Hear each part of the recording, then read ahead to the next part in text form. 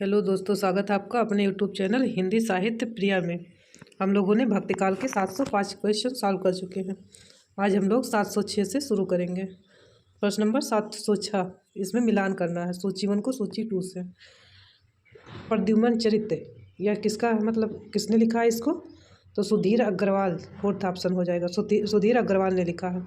B option है स्वर्गारोहण। स्वर्गारोहण विष्णुदास जी ने लिखा है, तीसरा सही हो जाएगा। मधुमालती कथा चतुर्भुज दास का है। एक मधुमालती है वो मंजन का है, इसमें मधुमालती कथा है तो ये चतुर्भुज दास का है, सी का दूसरा। और चिताई वार्ता नारायण का हो जाएगा, ये में डी में पहला, यानी ये का चौथा, बी का तीसरा, सी का दूसरा, डी का पहला, यानी बी ऑप्शन हमारा सही हो जाएगा 706 नंबर में। आइए देखते हैं, यहाँ पर देख लीजिए। प्रद्युम्न चरित्र सुधीर अग्रवाल, स्वर्गारोहण विष्णुदास, मधुमालती कथा चतुर्भुज दास, चिताई वार्ता नारायण दास का है। अगला प्रश्न देखिए, प्रश्न नंबर 707।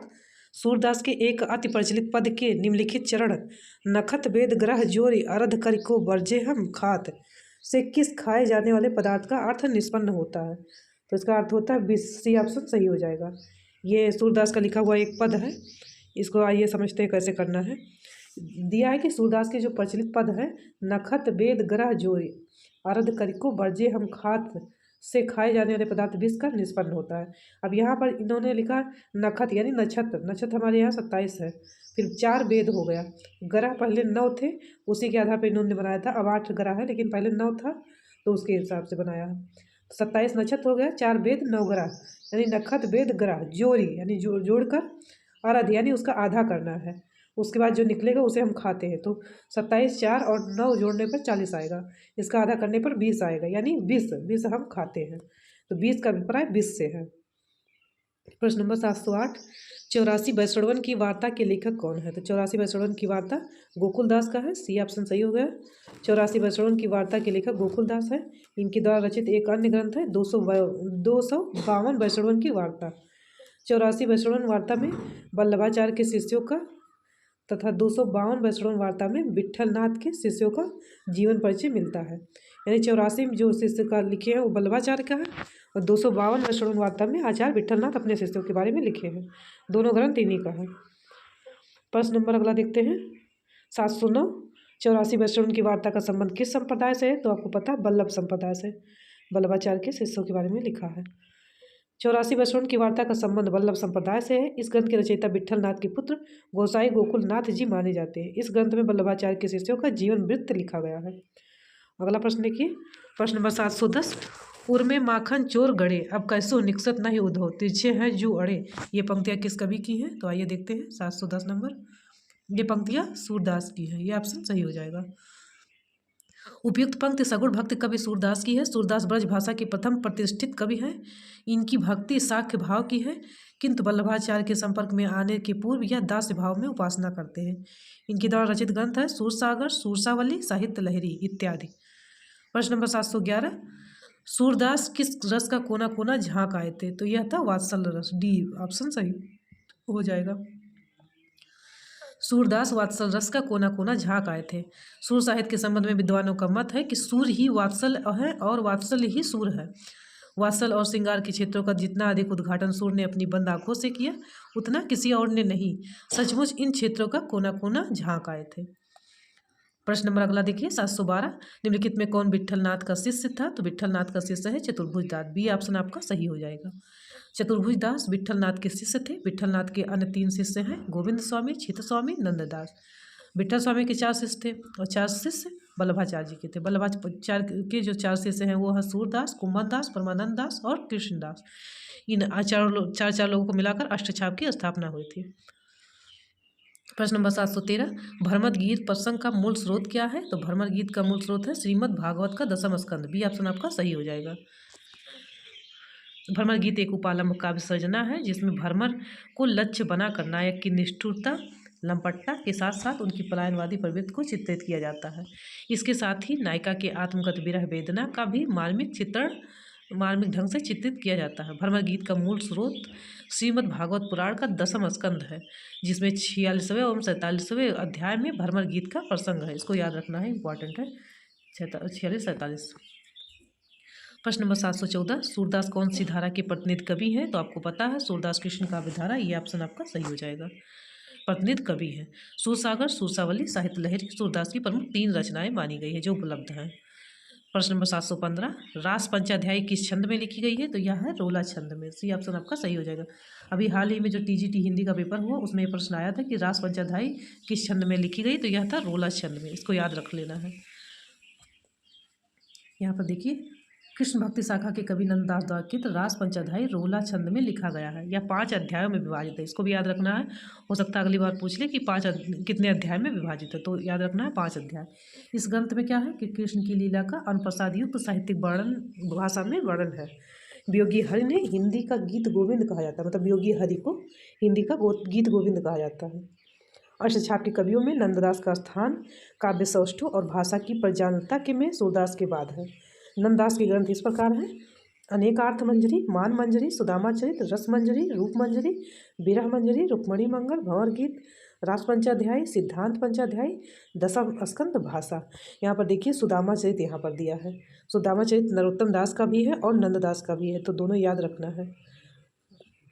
प्रश्न नंबर अगला देखते हैं 716 नंबर, इनमें से पुष्टिमार्गी कवि कौन है? तो इनमें से पुष्टिमार्गी कवि है सूरदास। ये ऑप्शन सही हो जाएगा, क्योंकि ये सूरदास को ही पुष्टिमार्ग का जहाज भी कहा गया था, विट्ठलनाथ ने कहा था इनकी मृत्यु पर। आगे देखते हैं, सूरदास पुष्टिमार्गी कवि हैं। वल्लभाचार्य जो कि सूरदास के गुरु थे, उन्होंने पुष्टिमार्ग भक्ति का सूत्रपात किया था।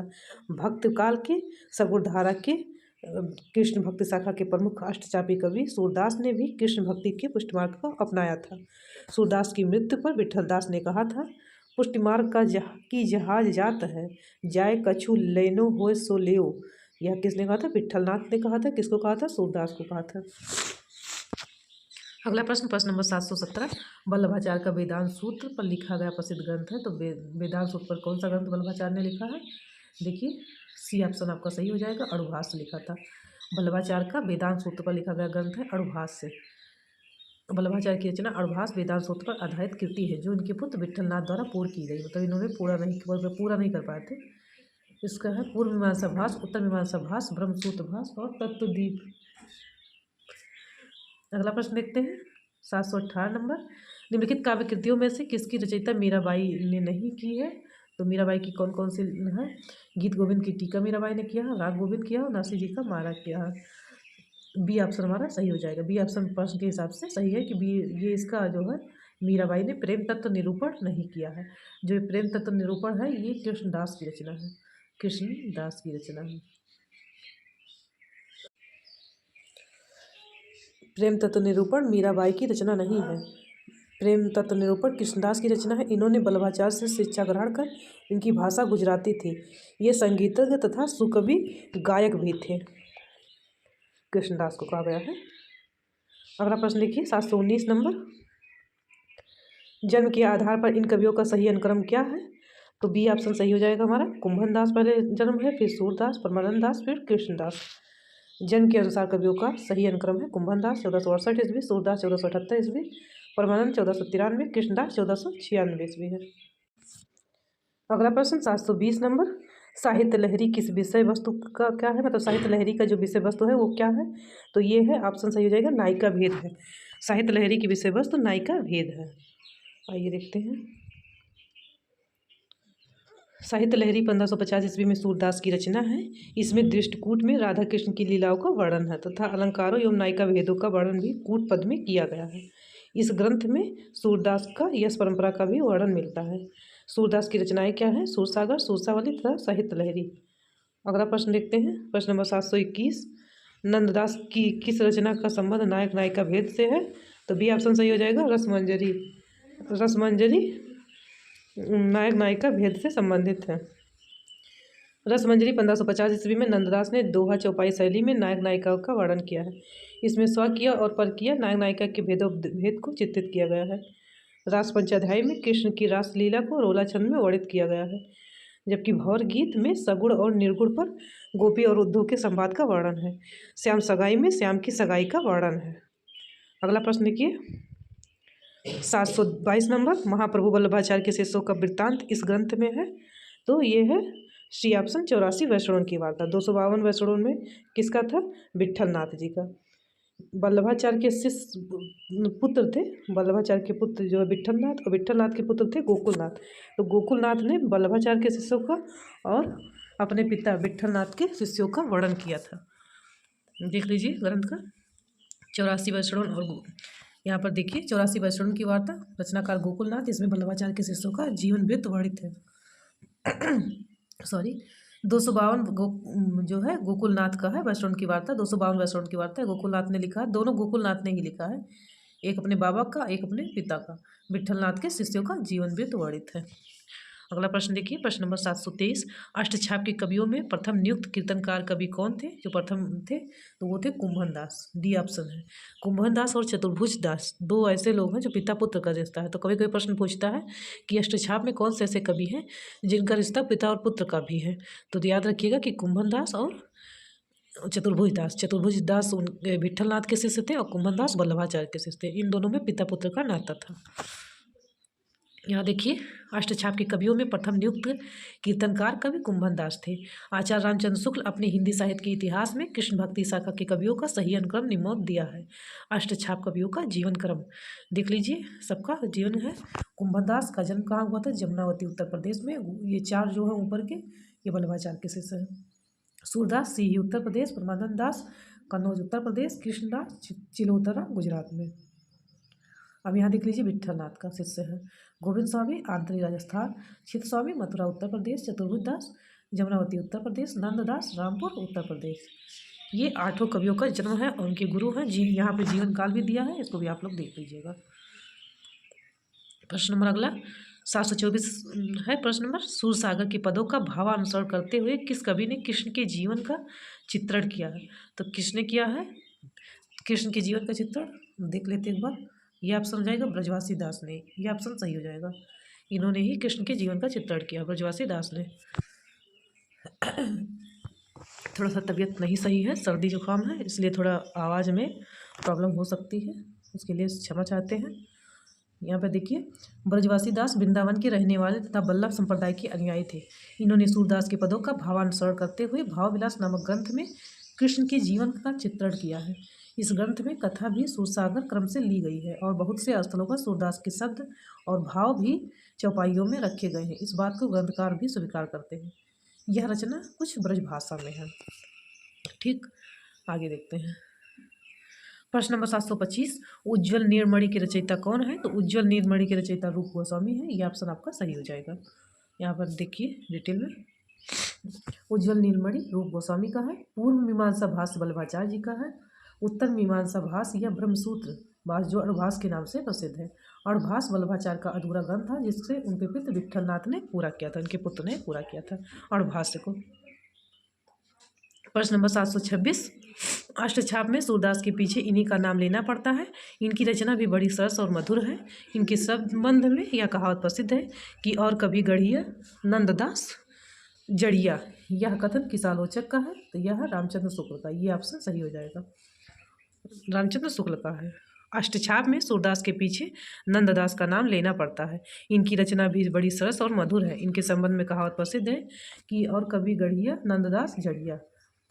यह कथन आचार्य रामचंद्र शुक्ल का है।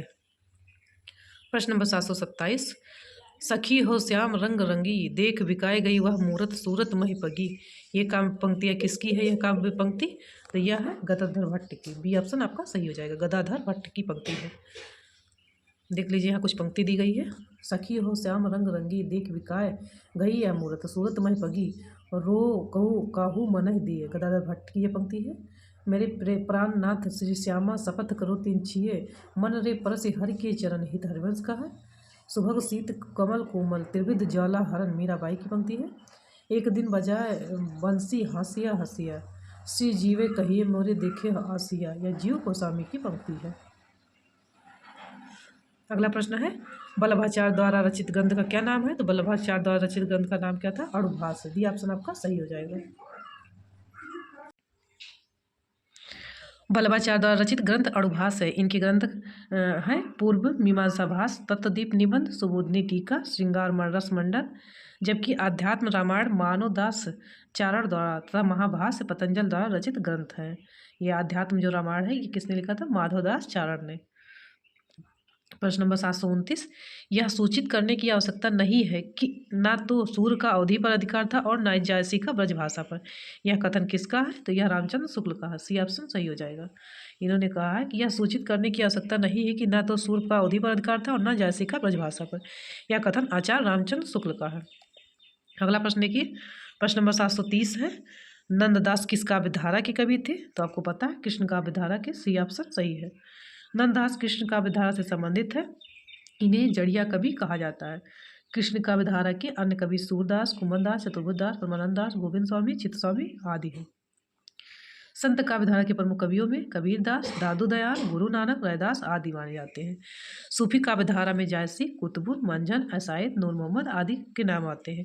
और राम काव्यधारा में तुलसीदास, नाभादास, अग्रदास, ईश्वरदास और केशवदास आते हैं। इनको याद रखना है। अगला प्रश्न देखते हैं, प्रश्न नंबर 731, इनमें से सूर्य की रचना कौन सी नहीं है? तो सूर्य की रचना है सुसागर, साहित्य लहरी और सोसावली। रास पंचदाई नहीं है। रास पंचदाई अभी पढ़े हैं, नानदास की रचना है, रोला में लिखा गया, रोला छंद में। रास पंचदाई सूरदास की रचना नहीं है, जबकि सूरसागर, सोसावली, साहित्य लहरी सूरदास की रचनाएं हैं। रास पंचदाई नंददास की रचना है। नंददास की और कौन कौन सी रचनाएं हैं? रुक्मणी मंगल, सिद्धांत पंचदाई, रूप मंजरी, रस मंजरी, मान मंजरी, विरह मंजरी, नाभचिंता भाग्यमाला, दान लीला, मान लीला, अनेकार्थ मंजरी, ज्ञान मंजरी, श्याम संगाई, प्रेम बारह खड़ी, सुदामा चरित आदि।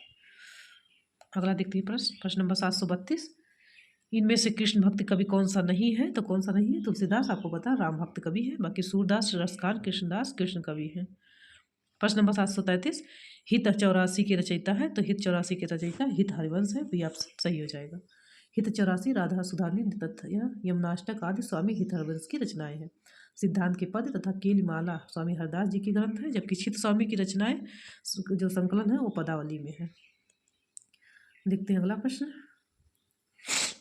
नंददास के ग्रंथों का क्रम क्या है? तो अनेकार्थ मंजरी, मान मंजरी, सुदामा चरित, रस मंजरी, रूप मंजरी, विरह मंजरी, प्रेम बारह कड़ी, श्याम सगाई, रुक्मणी मंगल, भंवर गीत, रास पंचाध्यायी, सिद्धांत पंचाध्यायी और दशम स्कंद, ये सब नंददास के ग्रंथों का क्रम है। प्रश्न नंबर 734, नीचे दिए गए नामों में कौन से कवि वल्लभाचार्य के शिष्य नहीं है? तो वल्लभाचार्य के शिष्य सूरदास नहीं है, चतुर्भुज दास नहीं है। ये ऑप्शन सही हो जाएगा। चतुर्भुज दास नंददास के शिष्य हैं। 8 भक्त कवियों में 4 वल्लभाचार्य के शिष्य थे। कौन कौन थे? कुंभनदास, सूरदास, परमानंददास और कृष्णदास। जबकि 4 विट्ठलनाथ के शिष्य थे, वो है चतुर्भुजदास, गोविंद स्वामी, गोविंददास, चित्त स्वामी, नंददास। गोविंददास भी होता है, गोविंद स्वामी भी है।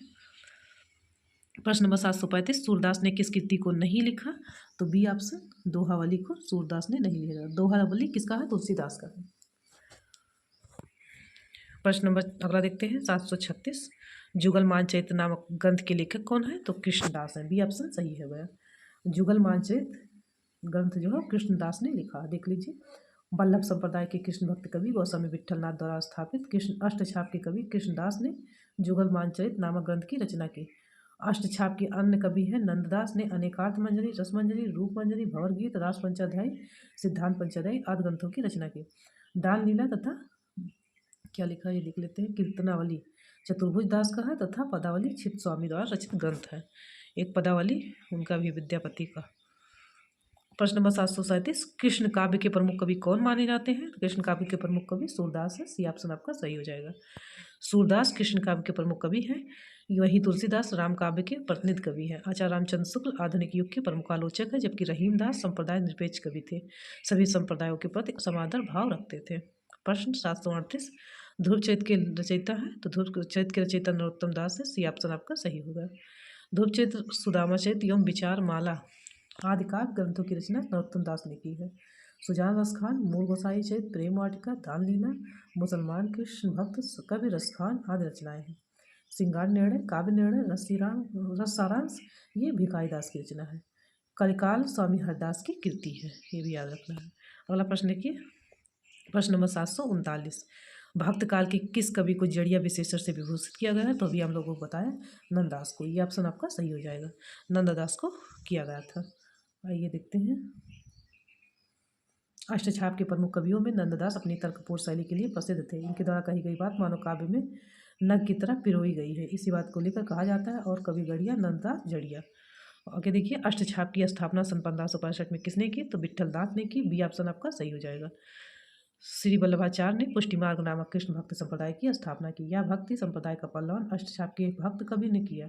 पुष्टिमार्ग में दीक्षित 8 प्रमुख कृष्ण भक्त कवियों के समूह अष्टछाप की स्थापना वल्लभाचार्य के पुत्र गोस्वामी विट्ठलनाथ ने 1565 में की।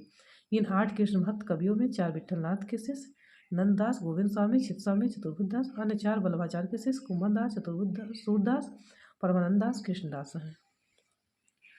प्रश्न नंबर 741, 84 वैष्णव की वार्ता और 252 वैष्णव की वार्ता का मूल रूप है जीवन वृत्त है। ये ऑप्शन आपका सही हो जाएगा। ये सब जीवन मतलब लेखकों के बारे में उनकी जीवनी समझ लीजिए उस तरह से दी गई है। प्रश्न नंबर 742, तत्वदीप निबंध किसकी रचना है? तो ये वल्लभाचार्य की रचना है। ये ऑप्शन आपका सही हो जाएगा। पुष्टिमार्ग के प्रवर्तक आचार्य वल्लभाचार्य ने तत्वदीप निबंध की रचना की। निम्बार्काचार्य ने अपने सिद्धांतों की स्थापना के लिए वेदांत, पारिजात सौरभ, दशालोकी, श्री कृष्ण स्वताराज, मंत्र रहस्य षोडशी तथा प्रपन्न कल्पवल्ली नामक कृतियों का पारायण किया। नंददास ने अष्टयाम नामक ग्रंथ की रचना की। इनका है अनेकार्थ मंजरी, मान मंजरी, रस मंजरी, रूप मंजरी, विरह मंजरी, श्याम सगाई, सुदामा चरित्र, रास पंचाध्यायी, भवगीत आदि प्रमुख रचनाएं हैं। प्रश्न नंबर 723, सुदामा चरित्र के लेखक कौन है? तो नंददास है। बी ऑप्शन सही हो जाएगा। सुदामा चरित्र के लेखक नंददास है। कृष्ण भक्त शाखा के अष्टछाप कवि नंददास की प्रमुख काव्य कृतियाँ सुदामा चरित्र, रूप मंजरी, अनेकार्थ मंजरी, रस मंजरी, विरह मंजरी, मान मंजरी, रुक्मणी मंगल, भवगीत, सिद्धांत पंचाध्यायी, रास पंचाध्यायी, गोवर्धन लीला आदि है। अगला प्रश्न देखिए, 744, संतन को कहाँ सीकरी सो काम, आवत जात पनहिया टूटी, बिसर गयो हरिनाम। यह किसकी पंक्ति है? कुंभनदास। ये ऑप्शन आपका सही हो जाएगा। ये भी प्रश्न अभी हाल ही के LTU के पेपर में आया हुआ था। आइए देखते हैं नीचे, अगला नीचे डिटेल में। स्वाभिमानी भक्त कवि कुंभनदास 1468 से 1583 परमानंद दास के समकालीन थे। फतेहपुर सीकरी के राज सम्मान का विरोध करते हुए उन्होंने लिखा था, अकबर एक बार इनको फतेहपुर सीकरी बुलाया था, उसी में इन्होंने लिखा था कि भक्तन को कहाँ सीकरी सो काम, आवत जात पनहिया टूटी, बिसर गयो हरिनाम। कुंभनदास के 186 पद संग्रह में संकलित हैं। कृष्णदास की कृतियाँ हैं जुगल मानचित, भरमर गीत, प्रेम तत्व निरूपण आदि।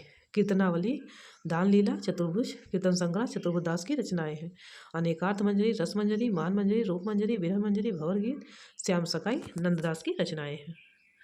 अगला प्रश्न देखिए, प्रश्न नंबर 745, निम्नलिखित में से अष्टछाप के अंतर्गत ना पढ़ने वाले कवि का नाम है? तो बी ऑप्शन सही हो जाएगा। सुंदरदास। सुंदरदास अष्टछाप के कवि नहीं है बल्कि ये संत कवि हैं। बी ऑप्शन सही हो जाएगा। सुंदरदास पुष्टमार्गी कृष्ण भक्त कवियों के समूह अष्टछाप के कवि न होकर भक्तकाल की निर्गुण संत धारा के कवि हैं। दयाल के शिष्य सुंदरदास संत परंपरा के सर्वाधिक शिक्षित और प्रतिभा संपन्न साधक और कवि थे। ज्ञान समुद्र और सुंदर विलास उनकी प्रमुख रचनाएं हैं। अष्टछाप की स्थापना वल्लभाचार्य के पुत्र स्वामी विट्ठलनाथ ने की है। अष्टछाप में वल्लभाचार्य के 4 शिष्य कुंभनदास, सूरदास, परमानंद दास, कृष्णदास हैं तथा अन्य 4 विट्ठलनाथ के शिष्य गोविंद स्वामी, चित स्वामी, चतुर्बुद्धदास सम्मिलित थे। प्रश्न नंबर अगला देखिए, 746, चित स्वामी किस काव्य धारा के कवि हैं? तो ये अष्टछाप के हैं। बी ऑप्शन सही हो जाएगा।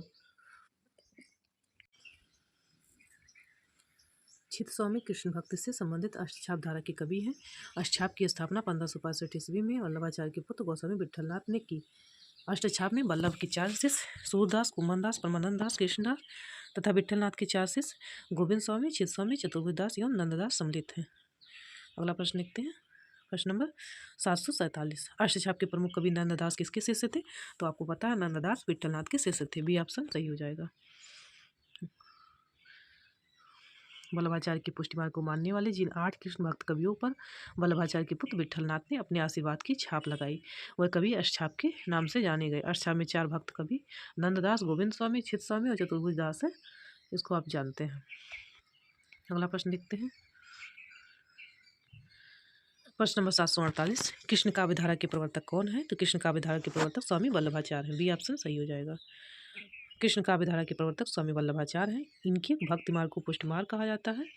वल्लभाचार्य के पुष्टि मार्ग को मानने वाले 8 कृष्ण भक्त कवियों के समूह अष्टछाप की स्थापना 1565 ईस्वी में स्वामी विट्ठलनाथ ने की। सूरदास अष्टछाप के प्रमुख कवि हैं। चैतन्य महाप्रभु के कृष्ण भक्ति संप्रदाय का नाम क्या था? गौड़ीय संप्रदाय। इसको भी याद रखना है। अगला प्रश्न, प्रश्न नंबर 749। सूरदास जब अपने प्रिय विषय का वर्णन शुरू करते हैं तो मानव अलंकार शास्त्र हाथ जोड़कर उनके पीछे पीछे दौड़ा करता है। उपमाओं की बाढ़ आ जाती है, रूपकों की वर्षा होने लगती है। प्रश्न उपयुक्त कथन किस आलोचक का है? तो ये है हजारी प्रसाद द्विवेदी। ये ऑप्शन आपका सही हो जाएगा। सूरदास जब अपने प्रिय विषय का वर्णन शुरू करते थे तो मानो अलंकार हाथ जोड़कर उनके पीछे पीछे दौड़ा करता था। उपमाओं की बाढ़ आ जाती थी, रूपकों की वर्षा होने लगती थी। यह कथन आचार्य हजारी प्रसाद द्विवेदी का है। वात्सल और श्रृंगार के क्षेत्र में जितना अधिक उद्घाटन सूर्य ने बंद आंखों से किया उतना किसी और कवि ने नहीं। इन क्षेत्रों का कोना कोना वह झांक आए। यह कथन था आचार्य रामचंद्र शुक्ल का। स्थित विशेष का पूरा दिग्दर्शन भी करें, घटनाक्रम का अभ्यास भी दें और साथ ही समुन्नत कोट के रूप सौंदर्य और भाव सौंदर्य की परिपूर्ण झलक भी दिखलाते जाए। यह विशेषता हमें कवि सूरदास से मिलती है। यह कथन है नंदुलारे वाजपेयी जी का। प्रश्न नंबर 750। सूरदास को पुष्टमार का जहाज किसने कहा? तो सूरदास को विट्ठल नाथ ने पुष्टमार का जहाज कहा था। डी ऑप्शन आपका सही हो गया।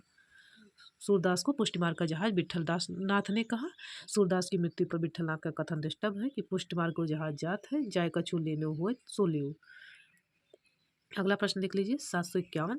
इनमें से कौन सी रचना नंददास की नहीं है? तो नंददास की रचना बी ऑप्शन सही हो जाएगा, दान लीला नहीं है। दान लीला किसकी रचना है? तो चतुर्भुज दान दास और रसखान, देखिए हाईलाइट किए हैं, दो लोगों की रचना है दान लीला, इसलिए ऑप्शन में याद रखना है दोनों लोगों का नाम।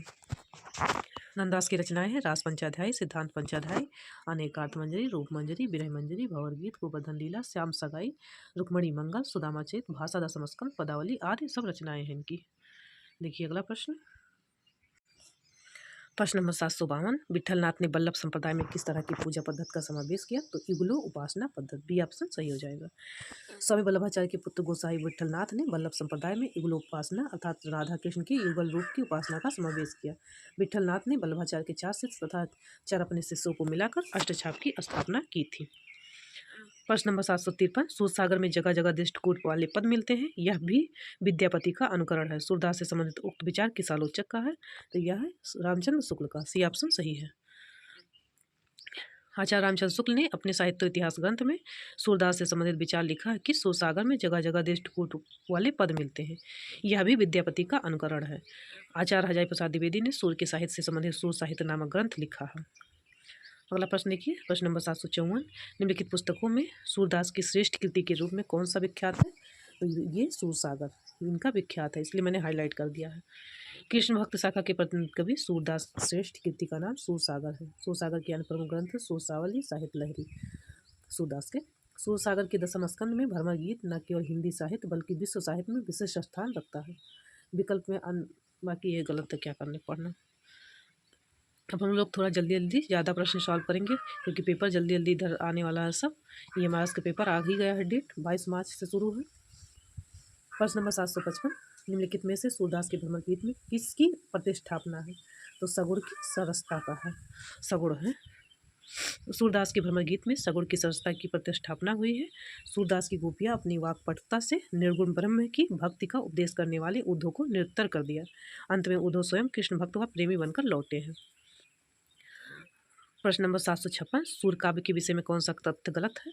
तो देख लीजिए, सूर्य का वात्सल वर्णन अद्भुत है, सही है। वात्सल में मतलब विख्यात है वात्सल रस के लिए। सगुण भक्ति का प्रतिपादन है, ये भी सही है। भाषा अवधि नहीं है, भाषा ब्रज भाषा है। सी ऑप्शन इसमें गलत है। सूर्य काव्य का मुख्य विषय कृष्ण भक्ति है, बिल्कुल देख लीजिए। यहाँ भाषा इनका जो है अवधि नहीं है, गलत है, यहाँ लिखा गलत है क्योंकि सूर्य की भाषा जो है ब्रज है। सूरदास कृष्ण भक्ति शाखा के प्रतिनिधि कवि व 8 कृष्ण भक्त कवियों के समूह अष्टछाप के प्रमुख कवि थे। प्राय राम काव्य की भाषा अवधि व कृष्ण काव्य की भाषा ब्रज मानी जाती है। प्रश्न नंबर 757। भ्रमर गीत में गोपियों के समक्ष उद्धव किस भूमिका में है? तो संदेश वाहक है, ये ऑप्शन आपका सही हो जाएगा। भ्रमर गीत में गोपियों के समक्ष उद्धव संदेश वाहक की भूमिका में है। भ्रमर गीत प्रसंग सूरसागर का सबसे बड़ा ही मर्म स्पर्शी प्रसंग है, जिसमें गोपियों द्वारा निर्गुण व पर सगुण भक्ति और प्रेम को आरोपित किया गया है। प्रश्न नंबर 758। सूर्य की भ्रमर गीत के संदर्भ में वेदना और शिल्प की दृष्टि से कौन सा तथ्य सही नहीं है? तो क्रूरता, बी ऑप्शन सही हो जाएगा, क्रूरता सही नहीं है। अगला प्रश्न देखते हैं, प्रश्न नंबर 759। भ्रमर गीत का वैशिष्ट्य क्या है? तो बी ऑप्शन सही हो जाएगा, उपालंब काव्य में उद्धव गोपी संवाद है। भ्रमर गीत का वशिष्ठ उपालंब काव्य और गोपी संवाद है, उद्धव गोपी का जो संवाद है वो भ्रमर गीत में दिया गया है, जिसमें सूरदास ने गोपियों के माध्यम से निराकार ब्रह्म पर, साकार ब्रह्म की तथा संयोग श्रृंगार पर, वियोग श्रृंगार की तथा निर्गुण भक्ति पर सगुण भक्ति की पराकाष्ठा को प्रस्तुत किया है सूरदास ने। इन्हीं को भ्रमर गीत का प्रथम वो माना जाता है कवि, क्योंकि इन्होंने ही पहले शुरू किया था भ्रमर गीत लिखना। बाद में तो कई कवि हुए लिखे, लेकिन पहले यही शुरू किए थे। प्रश्न नंबर 760, उर में माखन चोर गड़े, अब कैसो निकसत नहीं उधो, तिरछे हुए जो अड़े। देखिए इसके हिसाब से क्या लिखा कि कौन सा सही आशय क्या है इसका। तो गोपी के दिल में कृष्ण बस गए हैं, ये आशय है। वह उन्हें दिल से निकालना चाहती है लेकिन निकलते नहीं, यह गलत होगा, क्योंकि निकालना काहे चाहेंगी। वह उन्हें दिल में बसाए रखना चाहती है, बिल्कुल। कृष्ण को दिल से निकालना गोपी के लिए असंभव है, बिल्कुल। तीनों ऑप्शन सही हैं, ये सी डी। देखते हैं किसमें है, ये सी डी, यानी डी ऑप्शन हमारा सही है जाएगा। वो उद्धव से तो इसी बात की लड़ाई करती है कि हमारे दिल में कृष्ण भगवान ही रहेंगे, उनको निकालना हमारे लिए संभव नहीं है। प्रश्न नंबर 761, मीराबाई के पदों में मुख्य है। तो मीराबाई के पदों में मुख्य है अपूर्व भाव विह्वलता है, रस आत्मसमर्पण है, रसानुभूत नहीं है, भगवत विरह पीड़ा की उत्कट अभिव्यक्ति है, यानी ये सी डी बी ऑप्शन हमारा सही हो जाएगा। मीराबाई के पदों में अपूर्व भाव विह्वलता, आत्मसमर्पण तथा भगवत विरह की पीड़ा की उत्कट अभिव्यक्ति है। प्रश्न नंबर 762, निम्नलिखित में से अष्टछाप की एक कवि है। तो अष्टछाप की कवि कृष्णदास हैं, डी ऑप्शन हमारा सही हो जाएगा। अब कई बार बता चुके हैं 8 कवि, तो हम नहीं पढ़ रहे हैं, यहाँ देखना होगा तो आप लोग एक बार देख लीजिएगा। प्रश्न नंबर 763, कृष्ण काव्य का अधिकांश साहित्य मुख्यतः किस भाषा में है। तो ब्रज भाषा में है, ये ऑप्शन सही हो जाएगा। कृष्ण काव्य का अधिकांश साहित्य मुख्यतः ब्रज भाषा में है, जबकि अवधि का अधिकांश प्रयोग राम भक्ति शाखा के कवियों ने किया और खड़ी बोली का प्रयोग आधुनिक में हुआ। खड़ी बोली को प्रतिष्ठित करने का श्रेय द्विवेदी जी यानी महावीर प्रसाद द्विवेदी को है। प्रश्न नंबर 764, मानुष्य होने पर रसखान ने कहाँ बसने की इच्छा व्यक्त की है। तो उन्होंने गोकुल में बसने की, ये ऑप्शन सही हो जाएगा, गोकुल के गांव में बसने की इच्छा व्यक्त की थी। मनुष्य होने पर रसखान ने गोकुल के गांव में बसने की इच्छा व्यक्त की थी। यथा मानुष्य हो तो वही रसखान, बसो ब्रज गाँव गोकुल गाँव के गौरन, जो पशु हो तो कहाँ बस मेरो, चरो नित्य नंद की धीन मझारन। मतलब कह रहे हैं अगर हम पशु में जन्म ले तो नंद जी का गाय बने, रसखान की ऐसी अभिलाषा थी। प्रश्न नंबर 765, सूरदास की अधिकतर रचनाएं किस भाषा में है। तो अभी आपने पढ़ा ब्रज भाषा में, सी ऑप्शन सही हो जाएगा। इनके 3 महत्वपूर्ण ग्रंथ कौन कौन से हैं, सूरसागर, सूरसावली तथा साहित्य लहरी। प्रश्न नंबर 766, सूरसागर किस भाषा में लिखा गया है। तो ब्रज भाषा में, ये ऑप्शन सही हो जाएगा। सूरसागर के रचनाकार सूरदास हैं। सूरदास वल्लभाचार्य के शिष्य थे। इनकी प्रमुख रचनाएं सूरसावली और साहित्य लहरी भी हैं। प्रश्न नंबर 767, नंद ब्रज लीजे ठोक बजाए, पंक्ति किस कवि की है। तो यह है सूरदास की, यह ऑप्शन सही हो जाएगा। नंद ब्रज लीजे ठोक बजाए की पंक्ति के रचनाकार सूरदास हैं। सूरदास की 3 प्रमुख रचनाएं हैं, सूरसागर, सूरसावली, साहित्य लहरी। प्रश्न नंबर 768, सुदामा चरित किसका है। तो सुदामा चरित नरोत्तम दास का है। देखिए यह नरोत्तम दास और नंददास दोनों लोग का है, इसलिए दोनों लोग का ध्यान रखना है। अगर ऑप्शन में नरोत्तम दास रहेंगे तो नंददास नहीं रहेंगे, नंददास रहेंगे तो नरोत्तम दास नहीं रहेंगे। सुदामा चरित की रचनाकार नरोत्तम दास जी है, जबकि कृष्णदास ने जुगलमान चरित की रचना तथा रसखान की तथा घरानंद ने सुजान सार की रचना की है। प्रश्न नंबर 769, राधा कृष्ण के प्रेम को लेकर कृष्ण भक्त की जो काव्य धारा चली उसमें लीला पक्ष अर्थात ब्रह्मार्थ विधान की प्रधानता रही। यह कथन हिंदी साहित्य के किस इतिहासकार का है। तो आचार्य रामचंद्र शुक्ल का है, सी ऑप्शन आपका सही हो जाएगा। आचार्य रामचंद्र शुक्ल कृष्ण भक्ति के संदर्भ में लिखे हैं कि राधा कृष्ण के प्रेम को लेकर कृष्ण भक्ति की जो परंपरा चली उसमें लीला पक्ष अर्थात ब्रह्मार्थ विधान की प्रधानता रही। अगला प्रश्न देखते हैं, प्रश्न नंबर 770, सूरदास कृष्ण भक्ति के किस संप्रदाय में दीक्षित थे। तो वे थे वल्लभ संप्रदाय में, सी ऑप्शन सही हो जाएगा। सूरदास कृष्ण भक्ति के वल्लभ संप्रदाय में दीक्षित हुए। सूरदास के गुरु वल्लभाचार्य थे, उन्होंने ही इस संप्रदाय का प्रवर्तन किया। पुष्टमार्ग का दार्शनिक सिद्धांत शुद्धा द्वैतवाद है। प्रश्न नंबर 771, सूरदास ने अपनी किस कृति के अंत के पद में अपनी वंश परंपरा का परिचय दिया। तो वह था साहित्य लहरी, सी ऑप्शन सही हो जाएगा। कृष्ण भक्ति शाखा के प्रतिनिधि कवि सूरदास ने अपने ग्रंथ साहित्य लहरी में अपनी वंश परंपरा का परिचय दिया। इनके अनुसार सूरदास चंद्रबरदाई की वंश परंपरा में आते हैं। सूरदास के प्रमुख ग्रंथ है सूरसागर, सूरसावली तथा साहित्य लहरी। दोस्तों अभी तक हम लोगों ने भक्तकाल से 771 प्रश्न को सॉल्व किया। भक्तकाल यहीं समाप्त होगा, अब आगे से कल से रीतकाल चालू होगा। अभी तक हम लोगों ने 771 प्रश्न भक्तिकाल के सॉल्व किए, जो बहुत ही इम्पॉर्टेंट थे। इसका जो डिटेल है वो पता नहीं कितना गुना प्रश्न बना चुका होगा। तो इसलिए इसको नहीं देखे हैं आप लोग, ज़रूर देखिए। हमने अभी तक कहा नहीं कभी कि सब्सक्राइब करिए, शेयर करिए, लेकिन आपको उचित लगे, अच्छा लगे देखने में, पढ़ने में, तो आप लोग ज़रूर सब लोगों के पास पहुँचाइए, ताकि ज़्यादा से ज़्यादा लोगों तक ये पहुँच सके वीडियो, जिस उपयोगी सिद्ध हो। क्योंकि हम आगामी परीक्षाओं को देखते हुए पहले इसको सॉल्व कराएंगे, फिर प्रीवियस ईयर पेपर 1 बाय 1 करके सॉल्व कराएंगे, फिर प्रैक्टिस सेट सॉल्व करवाएंगे। सोच रहे हैं पेपर होने से पहले ये सब कुछ करवा दें, लेकिन जब आप लोगों का अधिक से अधिक रिस्पॉन्स मिलेगा तभी ये संभव है। तो आज के लिए इतना ही। नमस्कार।